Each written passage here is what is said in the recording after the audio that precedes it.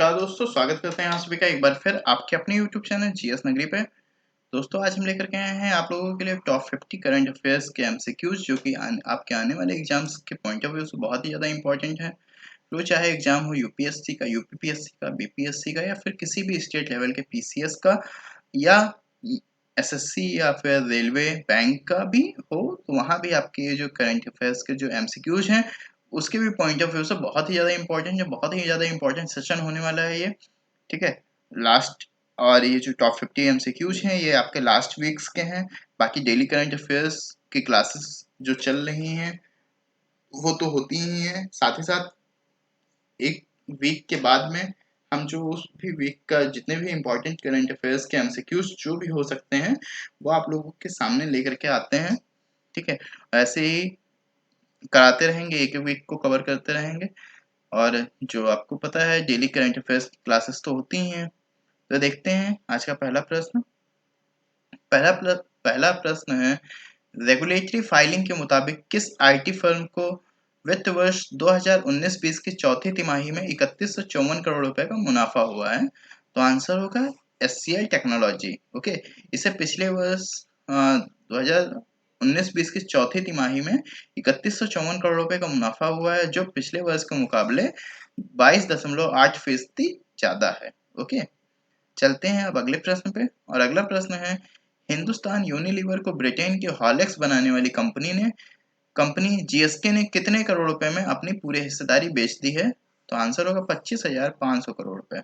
Answer क्या होगा? 25,500 करोड़ रुपए। ब्रिटेन की GlaxoSmithKline Hindustan Lever ने अपनी पूरी 5.7% हिस्सेदारी $3.35 बिलियन के शेयर में बेच रही है। चलते हैं अगले प्रश्न पे। और अगला प्रश्न है, अमेरिका की फर्म विस्टा इक्विटी पार्टनर्स ने भारत की किस कंपनी में हाल ही में 2.32% हिस्सेदारी खरीदी है? तो आंसर होगा रिलायंस जियो। ओके, जो अमेरिका की फर्म है विस्टा इक्विटी पार्टनर्स ने रिलायंस जियो की 2.32% हिस्सेदारी खरीदी है, जिसकी कीमत 11,367 करोड़ रुपए है। और इसी के साथ विस्टा जो है रिलायंस जियो को खरीदने वाली दूसरी कंपनी बन गई है। चलते हैं अब अगले प्रश्न पे। और अगला प्रश्न है, कोरोना वायरस मरीज द्वारा किसी अन्य को जानबूझकर संक्रमित करने वाले व्यक्ति को उम्र कैद की सजा देने के प्रावधान को हाल ही में किस राज्य सरकार ने मंजूरी दे दी है? तो आंसर इसका होगा उत्तर प्रदेश सरकार। इसका आंसर क्या होगा? उत्तर प्रदेश सरकार। उत्तर प्रदेश सरकार ने कोरोना वायरस से संक्रमित व्यक्ति द्वारा अगर किसी को जानबूझकर संक्रमित किया जाता है तो उसके लिए एक अध्यादेश जारी किया है जिसका नाम है यूपी लोक स्वास्थ्य एवं महामारी रोग नियंत्रण अध्यादेश 2020। इसे मंजूरी मिल गई है। ओके, और इसके तहत उम्र कैद की सजा का प्रावधान रखा गया है। चलते हैं अगले प्रश्न पे। और अगला प्रश्न है, आर्थिक मामलों के सचिव तरुण बजाज को किस बैंक के केंद्रीय निदेशक मंडल में निदेशक नियुक्त किया गया है? तो आंसर होगा भारतीय रिजर्व बैंक, जो कि 30 अप्रैल को सेवानिवृत्त हो चुके अतनु चक्रवर्ती की जगह लेंगे। ओके, चलते हैं अगले प्रश्न पे। और अगला प्रश्न है, हाल ही में किस राज्य सरकार ने 1600 करोड़ रुपए के कोरोना राहत पैकेज की घोषणा की है? तो आंसर होगा कर्नाटक सरकार। ओके, कर्नाटक सरकार ने प्रति हेक्टेयर जो फूल की खेती करते थे उनको 25,000 रुपए एक मुश्त राहत मिलेगी और उसी के साथ धोबियों और नाइयों को 5,000 रुपए का मुआवजा दिया जाएगा एक मुश्त। चलते हैं अगले प्रश्न पे। अगला प्रश्न है, यूरोपीय अंतरिक्ष वैज्ञानिकों ने हाल ही में पृथ्वी से कितने प्रकाश वर्ष दूर एक नए ब्लैक होल की खोज की है? तो इसका आंसर होगा 1000 प्रकाश वर्ष। ओके, जो कि अभी तक का ज्ञात सबसे नजदीक ब्लैक होल है और इसी के पास धरती के काफी पास ये जो ब्लैक होल के साथ दो तारे भी नृत्य करते देखे गए हैं। ओके, चलते हैं अब अगले पे। और अगला है, हाल ही में किस राज्य सरकार ने शराब की दुकानों पर भीड़-भाड़ को रोकने के लिए ई टोकन सेवा शुरू की है? तो आंसर होगा दिल्ली सरकार। ओके, दिल्ली सरकार ने ई टोकन सेवा शुरू की है, जिसमें लोगों को किसी भी नजदीकी दुकान पर शराब खरीदने के लिए एक निर्धारित समय पर जाना होगा। ओके, ई टोकन में आप जैसे ई टोकन है तो यहाँ से आप ऑनलाइन ही यहाँ से आप रजिस्ट्रेशन कराएंगे, आपको टाइमिंग मिल जाएगी। टाइमिंग के जब आपका टाइम आए आप जाइए और वहां से शराब खरीद लीजिए, जिससे कि क्या होगा कि जो लॉकडाउन के नियम सोशल डिस्टेंसिंग जो है वो बरकरार रहेगी और कोरोना वायरस के संक्रमण का खतरा भी कम रहेगा। चलते हैं अगले प्रश्न पे। और अगला प्रश्न है, निम्न में से किस देश में कोरोना वायरस के बीच पहले फुटबॉल टूर्नामेंट लीग की शुरुआत की गई है? तो आंसर होगा दक्षिण कोरिया। ओके, और यहीं पे 3 दिन पहले प्रोफेशनल बेसबॉल लीग भी शुरू की गई है। और फुटबॉल लीग के पहले मैच में अगर देखें तो जियोनबुक मोटर्स और शुवॉन ब्लूविंग्स पहले मैच खेलेंगे। ओके, चलते हैं अब अगले प्रश्न पे। और अगला प्रश्न है, खुफिया एजेंसी के पूर्व प्रमुख मुस्तफा अल कादेमी, ओके, मुस्तफा अल कादेमी ने हाल ही में किस देश के अगले प्रधानमंत्री के तौर पर शपथ ली है? तो आंसर होगा इराक। ओके, आंसर क्या होगा? इराक। और जो कि इराक में 5 महीने से चल रहे नेतृत्व का संकट अब खत्म हो गया, क्योंकि इन्हीं का एक क्या मिल गया, नेतृत्वकर्ता मिल गया, मुस्तफा अल कादेमी। ओके, चलते हैं अब अगले प्रश्न पे। और अगला प्रश्न है, हाल ही में भारत सरकार द्वारा किस राजनयिक को संयुक्त राष्ट्र में अपने अस्थायी प्रतिनिधि के रूप में नियुक्त किया गया है? तो आंसर होगा टी.एस. मूर्ति। अस्थायी मिशन वह राजनयिक मिशन है जिसमें संयुक्त राष्ट्र के प्रत्येक सदस्य राज्य द्वारा अपना एक अस्थायी प्रतिनिधि संयुक्त राष्ट्र में नियुक्त किया जाता है। इस अस्थायी प्रतिनिधि को संयुक्त राष्ट्र का राजदूत भी कहा जाता है। वर्तमान समय में संयुक्त राष्ट्र में अवर सचिव जनरल और सहायक महासचिव के वरिष्ठ पदों पर 8 भारतीय नियुक्त हैं। ये साल 1985 बैच के भारतीय विदेश सेवा के अधिकारी भी हैं। टी.एस. मूर्ति की नियुक्ति सैयद अकबरुद्दीन के स्थान पर की गई है। वर्तमान समय में ये विदेश मंत्रालय में सचिव के तौर पर कार्यरत हैं। चलते हैं अब अगले प्रश्न पे। और अगला प्रश्न है, हाल ही में कृषि और किसान कल्याण मंत्रालय द्वारा एकीकृत मृदा पोषक तत्व प्रबंधन के लिए किस जागरूकता अभियान के माध्यम से कृषक आंदोलन का आह्वान किया गया है? तो आंसर होगा मिशन मोड। ओके, कृषि और किसान कल्याण मंत्रालय द्वारा जैव एवं जैविक उर्वरकों के बढ़ते उपयोग और रासायनिक उर्वरकों के कम से कम इस्तेमाल के लिए मिशन मोड में जागरूकता अभियान शुरू करने का आह्वान किया गया है। मिशन के लिए जारी दिशा निर्देशों को मृदा स्वास्थ्य कार्ड की सिफारिशों के आधार पर निर्धारित किया जाएगा। साल 2020-21 के दौरान इस कार्यक्रम का मुख्य फोकस देश के सभी जिलों को कवर करते हुए 1 लाख से अधिक गांवों के किसानों को जागरूक करने पर होगा। चलते हैं अगले प्रश्न पे। और अगला प्रश्न है, हाल ही में किस संस्था द्वारा प्रकाशित लॉस्ट एट होम रिपोर्ट के अनुसार वर्ष 2019 में लगभग 33 मिलियन लोगों का आंतरिक रूप से विस्थापन हुआ है? तो आंसर होगा संयुक्त राष्ट्र बाल कोष। ओके, आंसर क्या होगा? संयुक्त राष्ट्र बाल कोष। संयुक्त राष्ट्र बाल कोष द्वारा प्रकाशित लॉस्ट एट होम रिपोर्ट के अनुसार वर्ष 2019 में लगभग 33 मिलियन लोगों का आंतरिक रूप से विस्थापन हुआ है। विस्थापित लोगों में 12 मिलियन बच्चे थे। इनमें से लगभग 3 मिलियन बच्चों का विस्थापन संघर्ष और हिंसा के कारण, जबकि 2 मिलियन का विस्थापन प्राकृतिक आपदाओं के कारण देखा गया है। रिपोर्ट के अनुसार वर्ष 2019 में भारत में प्राकृतिक आपदाओं, संघर्ष और हिंसा के कारण 5 मिलियन से अधिक लोगों का आंतरिक रूप से विस्थापन हुआ है, जो कि 2019 में अगर भारत में देखा जाए तो यह सर्वाधिक विस्थापन है। इसके बाद फिलीपींस, बांग्लादेश और चीन का स्थान है। चलते हैं नेक्स्ट। और नेक्स्ट है, हाल ही में अमेरिकी पत्रिका फोर्ब्स ने फोर्ब्स इंडिया बिलियनियर्स लिस्ट 2020 जारी की है। इस लिस्ट में पहले स्थान पर कौन है? तो आंसर होगा मुकेश अंबानी। इस सूची में रिलायंस इंडिया के chairman Mukesh Ambani 36.8 billion dollar की संपत्ति के साथ अपना पहला स्थान इन्होंने बरकरार रखा है और वे मौजूदा समय में भारत के सर्वाधिक अमीर व्यक्ति हैं। हालांकि मुकेश अंबानी की कुल संपत्ति में बीते वर्ष के मुकाबले 13.2 बिलियन डॉलर की कमी आई है, किंतु इसके बावजूद भी उन्होंने पहले स्थान पर मौजूद हैं। वहीं स्टॉक मार्केट में गिरावट के बावजूद भारतीय व्यवसायी राधा किशन दमानी ने 13.8 बिलियन डॉलर की संपत्ति के साथ भारत के दूसरे सबसे अमीर व्यक्ति बन गए हैं। चलते हैं अब अगले प्रश्न में। और अगला प्रश्न है, संयुक्त राष्ट्र पर्यावरण कार्यक्रम यूएनईपी ने राष्ट्रीय सद्भावना दूत के रूप में किस अभिनेत्री का कार्यकाल 2 वर्ष और बढ़ा दिया है? तो आंसर होगा दिया मिर्जा। ओके, अब इन्हें 2022 के अंत तक इस पदभार को संभालेंगी। चलते हैं अब नेक्स्ट। और नेक्स्ट है, हाल ही में किसने श्रम ब्यूरो के महानिदेशक के रूप में पदभार ग्रहण किया है? तो आंसर होगा इसका DPS Negi. Okay, DPS Negi जो है भारतीय सेवा के अधिकारी भी हैं और इन्होंने हाल ही में श्रम ब्यूरो के महानिदेशक का पदभार संभाला है। श्रम एवं रोजगार मंत्रालय के तहत काम करने वालों का यह ब्यूरो श्रमिकों, रोजगार और खुदरा मुद्रास्फीति से संबंधित आंकड़े जुटाने और उनके विश्लेषण का काम करता है। महानिदेशक के अलावा नेगी मंत्रालय के वरिष्ठ श्रम एवं रोजगार सलाहकार भी होंगे। नेगी 1985 बैच के भारतीय अर्थ सेवा के अधिकारी हैं। चलते हैं अगले प्रश्न पे, और अगला प्रश्न है, हाल ही में किस राज्य सरकार ने आयुष कवच नामक एक मोबाइल एप्लीकेशन लॉन्च किया है, जिसे आयुष मंत्रालय द्वारा विकसित किया गया है? तो आंसर होगा उत्तर प्रदेश। उत्तर प्रदेश सरकार ने आयुष कवच ऐप लॉन्च किया है। कोरोना की महामारी के बीच लोगों की सुरक्षा को देखते हुए इसे बनाया गया है। राज्य के आयुष विभाग ने इसे तैयार किया है। मुख्यमंत्री योगी आदित्यनाथ ने ऐप को लॉन्च करते हुए बताया कि यह ऐप आयुर्वेद में मौजूद जड़ी बूटियों और चिकित्सा पद्धति पर आधारित है। यह एप्लीकेशन कोविड-19 से लड़ने की प्रक्रिया में प्रतिरक्षा को बढ़ावा देने हेतु राष्ट्रीय उपचार और उपाय प्रदान करने के उद्देश्य से बनाया गया है। चलते हैं अगले प्रश्न पे, और अगला प्रश्न है, केंद्रीय मंत्री नितिन गडकरी ने हाल ही में कहा कि सरकार अगले कितने वर्षों में राजमार्गों के निर्माण पर 15 लाख करोड़ रुपए खर्च करेगी? ओके, तो आंसर होगा 2 वर्ष। केंद्रीय मंत्री नितिन गडकरी ने यह भी कहा कि वाहन कबाड़ नीति को भी जल्द ही अंतिम रूप दिया जाएगा।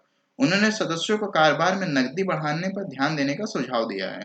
उन्होंने कहा कि उद्योग को इनोवेशन, तकनीक और कौशल विकास पर फोकस करना चाहिए ताकि वैश्विक बाजार में प्रतिस्पर्धा बनाई जा सके। नितिन गडकरी ने लॉकडाउन के कारण देश भर में बंद पड़े पब्लिक ट्रांसपोर्ट को भी जल्द ही शुरू करने के लिए आश्वस्त किया है।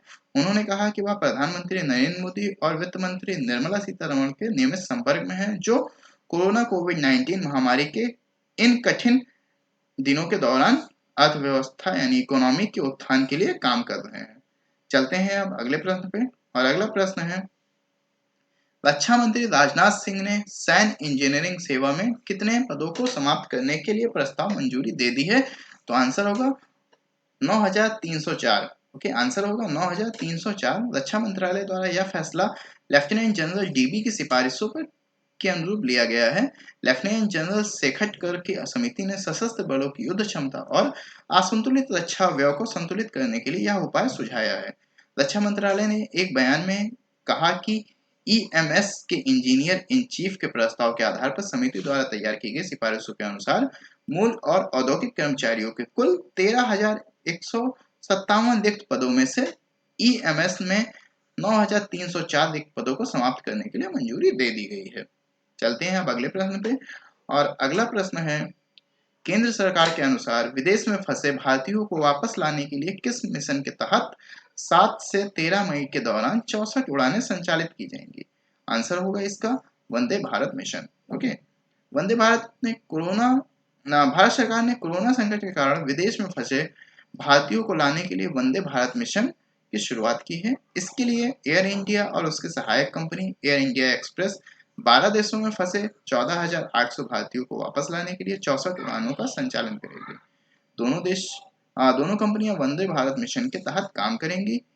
आदेश में यह भी कहा गया है कि दिल्ली हवाई अड्डे पर आने वाले यात्रियों को पहुंचने की तारीख से 14 दिन तक पृथकवास में रखा जाएगा, जिसके लिए उन्हें स्वयं भुगतान करना होगा।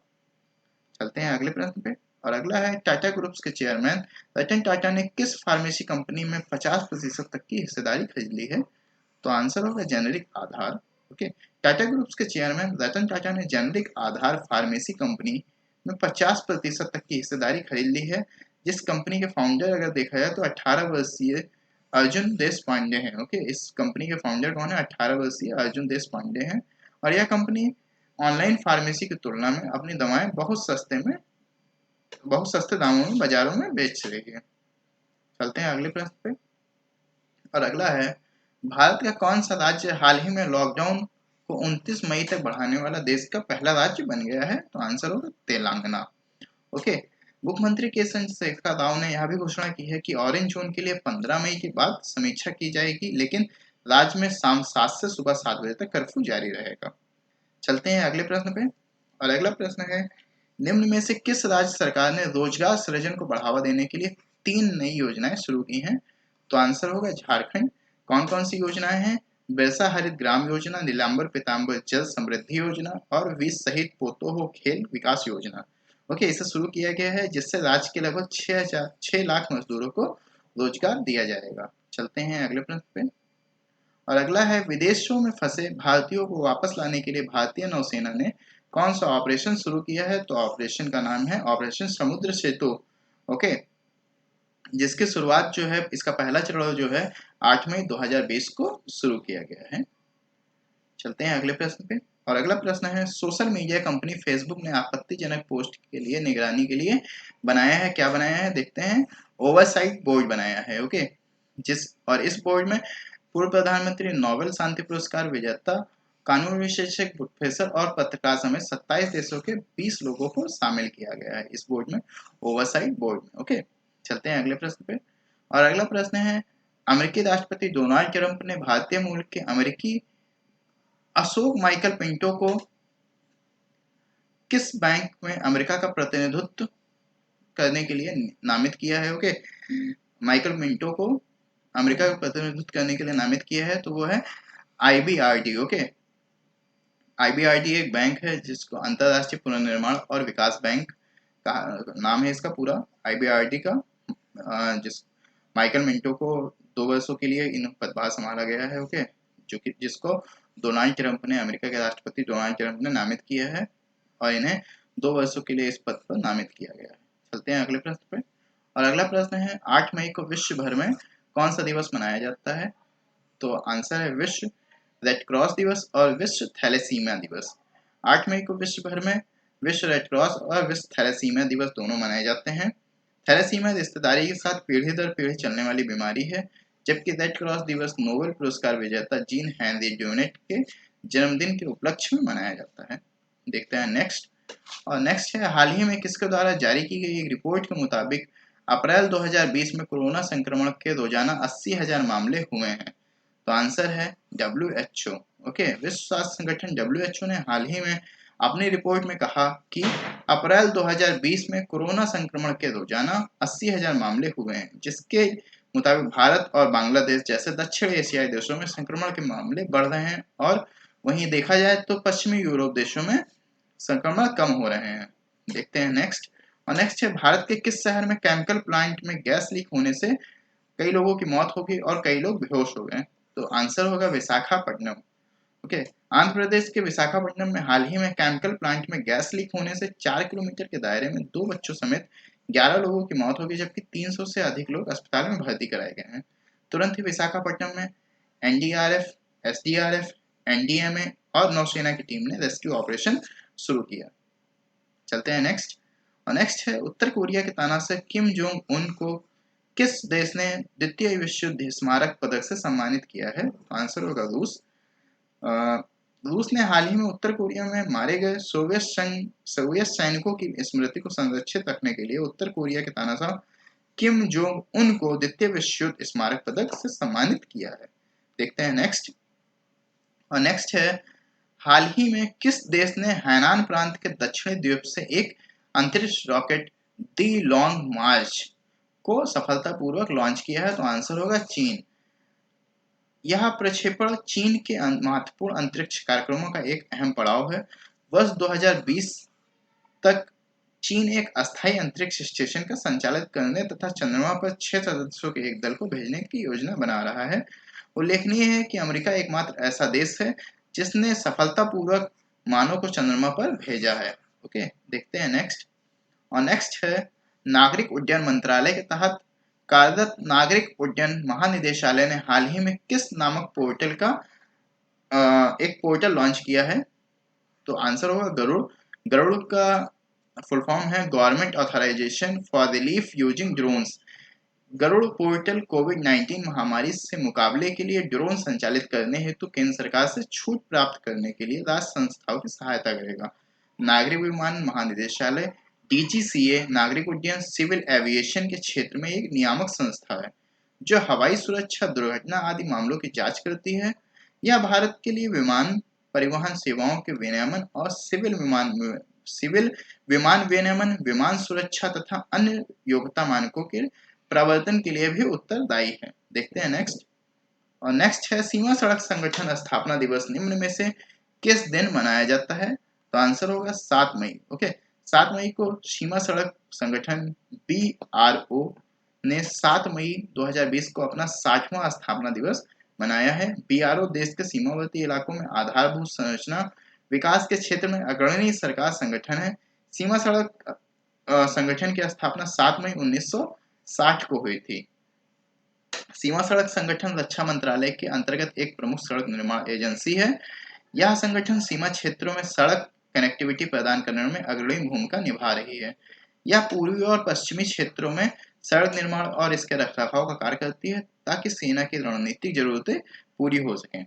देखते हैं नेक्स्ट। और नेक्स्ट है, हाल ही में किस योजना के अंतर्गत 39 करोड़ से अधिक लोगों को 34,800 करोड़ रुपए की वित्तीय सहायता दी गई है? तो आंसर होगा प्रधानमंत्री गरीब कल्याण योजना।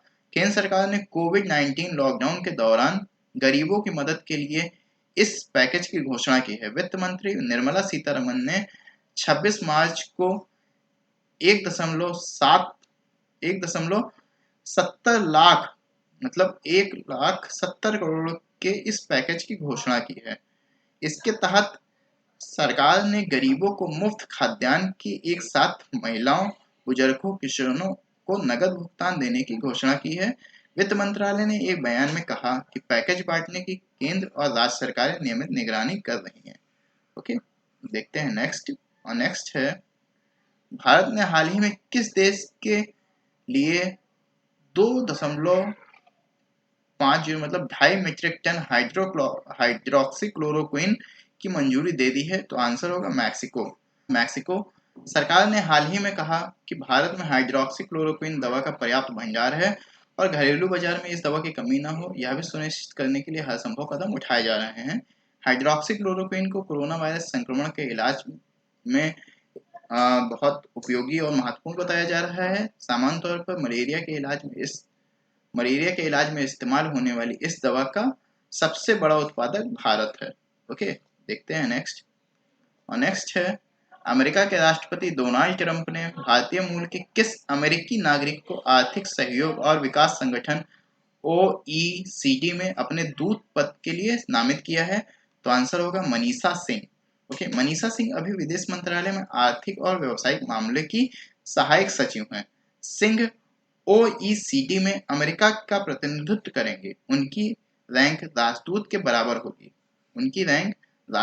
बराबर होगी। पेरिस स्थित OECD आर्थिक प्रगति और विश्व व्यापार को बढ़ावा देने वाला एक अंतर सरकारी आर्थिक संगठन है जिसमें 36 इसके सदस्य देश हैं। ओके, कोरोना वायरस के शरीर में फैलने से रोकने के लिए वैज्ञानिकों ने किस नाम के एंटीबॉडी की खोज की है? तो आंसर होगा 47D11। वैज्ञानिकों ने 47D11 नाम के एंटीबॉडी की खोज की है जिससे कोरोना वायरस का संक्रमण एक व्यक्ति से दूसरे तक न फैले। इस 47D11 नाम के एंटीबॉडी का चूहों का उपयोग जो किया गया वो परीक्षण सफल रहा है। ओके, देखते हैं नेक्स्ट। और नेक्स्ट है, कन्नड़ के मशहूर कवि KS निसार अहमद का हाल ही में कितने वर्ष की उम्र में निधन हो गया? तो आंसर होगा 84 वर्ष। कन्नड़ के मशहूर कवि KS निसार अहमद कोकरे होश अली शेख हैदर निसार अहमद का हाल ही में निधन हो गया। उनका जन्म 5 फरवरी 1936 को बेंगलुरु के देवनहल्ली शहर में हुआ था। उन्हें वर्ष 1981 में राज्य उत्सव पुरस्कार और वर्ष 2008 में पद्म श्री पुरस्कार से सम्मानित किया गया था। देखते हैं नेक्स्ट। और नेक्स्ट है, निम्न में से किस स्मार्टफोन कंपनी ने ऑफलाइन रिटेलर्स के कारोबार को और सुचारू रखने के लिए VRS मॉडल लॉन्च किया है? तो आंसर होगा वीवो। स्मार्टफोन कंपनी वीवो ने हाल ही में ऑफलाइन रिटेलर्स के कारोबार को और सुचारू रखने के लिए VRS यानी Vivo smart retail model launch किया है जिसके माध्यम से वीवो देश भर में स्मार्टफोन की मांग को पूरा करने का प्रयास करेगा। देखते हैं नेक्स्ट। और नेक्स्ट है, निम्न में से किस राज्य के स्वास्थ्य मंत्री राजेश टोपे ने राज्य के प्रत्येक आदमी को मेडिक्लेम पॉलिसी देने की घोषणा की है? तो आंसर होगा महाराष्ट्र। ओके, महाराष्ट्र राज्य के स्वास्थ्य मंत्री राजेश टोपे ने राज्य के प्रत्येक आदमी को मेडिक्लेम पॉलिसी देने की घोषणा की है। महाराष्ट्र पहला ऐसा राज्य बन गया है जो राज्य के लोगों को मुफ्त कैशलेस बीमा सुरक्षा देगा। इस मेडिक्लेम पॉलिसी के अंतर्गत 10 लाख रुपए तक का कवर मिलेगा। ओके, देखते हैं नेक्स्ट। और नेक्स्ट है मंत्रिमंडल की नियुक्ति। मंत्रिमंडल की नियुक्ति समिति ने श्रीकांत माधव वैद्य को किस तेल कंपनी के नए चेयरमैन नियुक्त करने की मंजूरी दे दी है? तो आंसर होगा IOC. Okay, Indian oil corporation IOC के नए चेयरमैन की नियुक्ति करने की मंजूरी मिल गई है श्रीकांत माधव वैद्य को। ओके, या इंडिया की सबसे बड़ी तेल कंपनी है। वे जुलाई 2020 में कार्यभार ग्रहण करेंगे और उनका कार्यकाल 31 अगस्त 2023 तक होगा। देखते हैं नेक्स्ट। और नेक्स्ट है कोरोना वायरस की वजह से किसने इस बार ईमेल के द्वारा राष्ट्रीय खेल पुरस्कारों के दावेदारों से नामांकन मंगाए हैं? तो आंसर होगा इसका खेल मंत्रालय। खेल मंत्रालय ने हाल ही में कोरोना वायरस की वजह से इस बार ईमेल के द्वारा राष्ट्रीय खेल पुरस्कार, राजीव गांधी खेल रत्न समेत अन्य नेशनल अवार्ड के दावेदारों से नामांकन मंगाए हैं। ऑनलाइन नामांकन जमा कराने की तारीख 3 जून निर्धारित की गई है। देखते हैं नेक्स्ट। और नेक्स्ट है केंद्र सरकार ने government e market place portal पर किस शहर में 10 सरस कलेक्शन की शुरुआत की है?